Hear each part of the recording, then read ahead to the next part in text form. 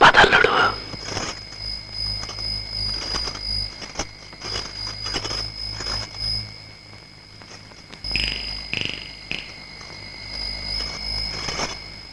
అమ్మ భూలోకరంబా ఇవాళ కూడా నీకు నైవేద్యం నచ్చలేదా అమ్మోరా?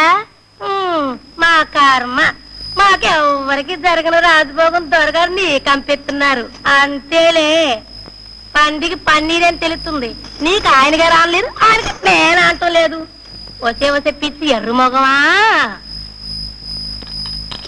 శుభ్రంగా తిని కోక చుట్టి నగలు ఎట్టుకుని సైకొట్టు. ఈ కోటకి రానివై మా దొరని మమ్మల్ని ఏలుకో. ఎంత పొగరే నీకు, నా సైతి ఏం చూస్తానే? నీ సన్నాస్ మొగుడొచ్చి నేను వదిలేస్తాడనా? ఆడు సచ్చిన రాడే, ఒకేళ్ళు వచ్చిన దొరగారు గుండేసి కాల్చి చంపేస్తారే. ఆయనకి ఎలక ఏనుగు మడిసి పీనుగు అన్ని ఒకటే, నీ మొగుడు కూడాను. పోతానే పిశాసి. వచ్చావు నువ్వు ఏడ్చిన నేపు తినే కంటే ఇదిగో గన్నేరు పప్పు, ఇది మింగిస్తావు. రేపటికి నువ్వు సత్తే మాపటికి నాకు పట్టాలు సెక్కాలు. వచ్చేవు సావే సావే అని నీ సత్తి నీ కడుపులు పడతాను.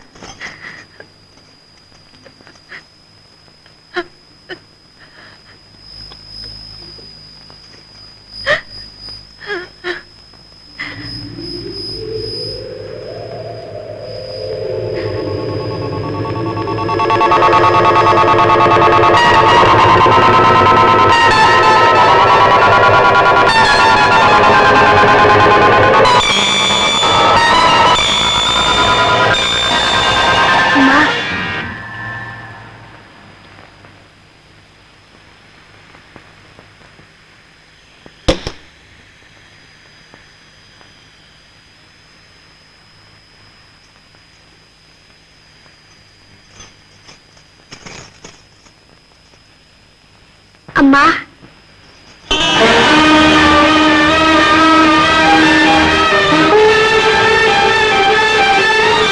అమ్మా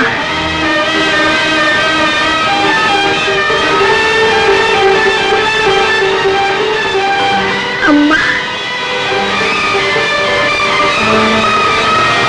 అమ్మా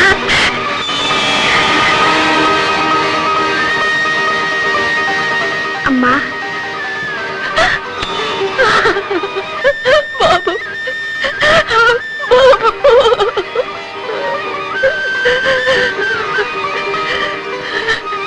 ఏడవకమ్మా, నీకేం భయం లేదు. బాబు మీ నాన్నగారు బాగున్నారా? ఎక్కడున్నారు? నువ్వెలా వచ్చావు? నిన్ను కూడా ఎత్తుకొచ్చాడా రాక్షసుడు? అబ్బే నీవే వచ్చావు. నాన్న మావయ్య పోలీసులు అంతా ఈ చుట్టుపక్కలే ఉన్నావు, నీకోసమే ఎదుగుతున్నావు. అయితే మీ నాన్నగారిని పిలువు. తొందరపడకూడదమ్మా, ఈ గొప్పవాడు రాక్షసుడు. మనం జాగ్రత్తగా వల పన్ని వాడిని పట్టి. కూర్చో, 2 ముద్దలు పెరుగన్న తిందు గాని ఎంత చిక్కిపోయావో. వద్దు, ఇది పాడుకూడు, ఆ పాపిస్టాడు పంపించాడు. నీ చేత్తో ముద్ద కలిపాక ఈ అన్నానికి పుణ్యం వచ్చేసిందమ్మా.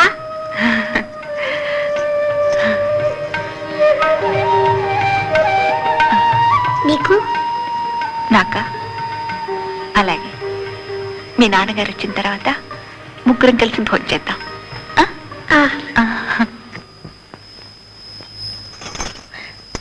యాదవ దేవుడు, గుడ్డు దేవుడు, సన్యాసి దేవుడు, నీలాంటి మగసిరిన మడిసికేమో కడుపు నిండా కూడుండదు. సాగుబడి చేతకాని సన్నాసులకి యాలకి 4 ఎకరాలు రాజ్యాలు ఇస్తారు. మనము 2 ఉంగరాలు, 2 వాచీలు, 10 డబ్బు జాగ్రత్త చేశాను. మన రంగం వెళ్ళిపోదా?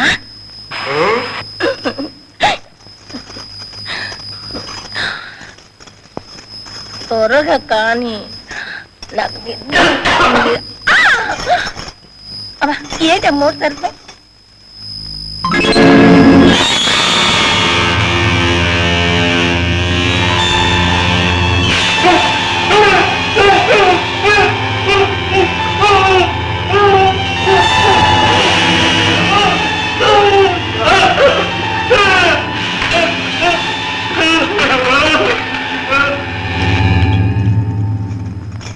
మనం ఏ కాస్త తొందరపడ్డా వాడు దొంగ దెబ్బ కొట్టి నిన్ను నన్ను చంపేస్తాడని శ్రీధర్ మావ చెప్పాడు. అందుకని మనం చాలా కండిషన్డ్ గా ప్లాన్డ్ గా చెప్పు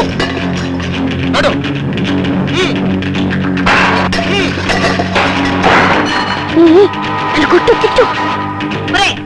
ఎవరు నువ్వు పో బయటికి. నువ్వెవరు నన్ను పొమ్మంటానికి?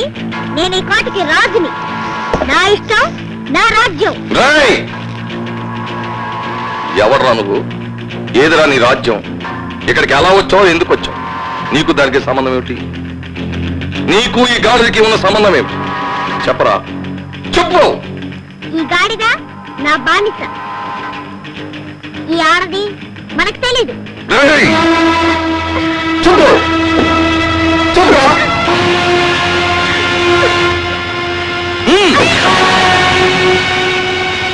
చెప్పు.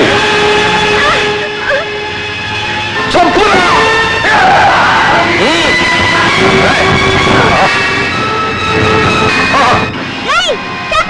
చెప్పు. అత్తి సేటుకి ఆబా ఆబా అక్కడికి పోయి కూర్చో.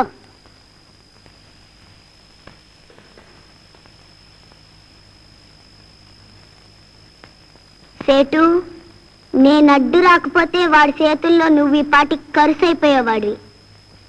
ఇప్పటికైనా తెలిసిందా నా యాలియేషను? సేటు, ఇప్పుడు చెప్తా నాకు దానికి సంబంధం ఏమిటో.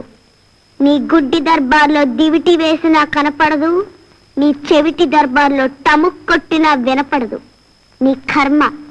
రాత్రిపూట రోజు ఈ లంకిని ట్రేలో ఏదో మోసుకుపోతుంది. అనుమానం కలిగి ఇయాల దాని అంటే వెళ్ళాను. నేను లేకపోతే మా బండోడు జరుచుకుంటాడని దుప్పటి కప్పాను. అది నీకు అర్థం కాదులే. నీ లంకిని భోజనం అక్కడ పెట్టి ఆ ఆడదాన్ని తిట్టింది. గన్నేరు పప్పు తిని చచ్చిపోమని సలహా చెప్పింది. సప్లై కూడా చేసిందిలే. ఈ పిచ్చిదేమో సరేనంది. నేను దాక్కుని చూశాను. అది వెళ్ళిన వెంటనే ఇదేమో తినబోయింది. అది చచ్చిపోతే నీ మీద కూలీ కేసు వస్తుందని జాలేసింది.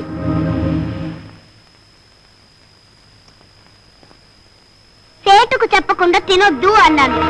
నువ్వెవడా అని అడిగింది. నేను లాక్కోబోయాను. అన్ని తన్నేసింది. అదిగో చూసుకో ఆ బర్ని.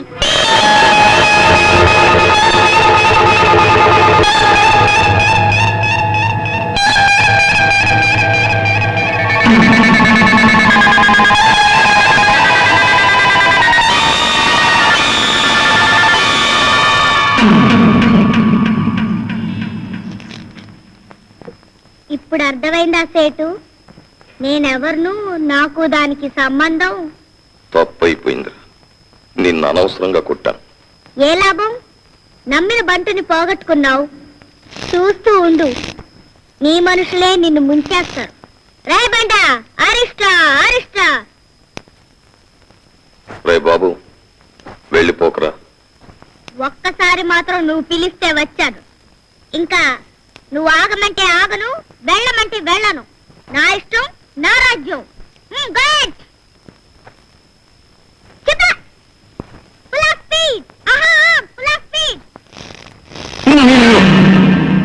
నీ సంగతి ఆనక చెప్తాను, వెళ్ళు.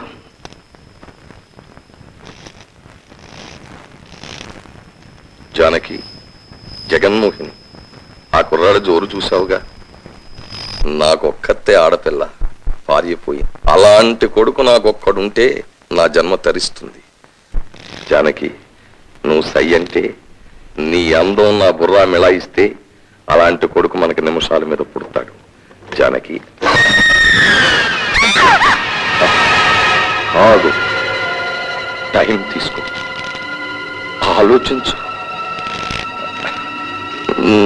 నా మీద కాస్త జాలి చూపించు జానకి. వస్తా.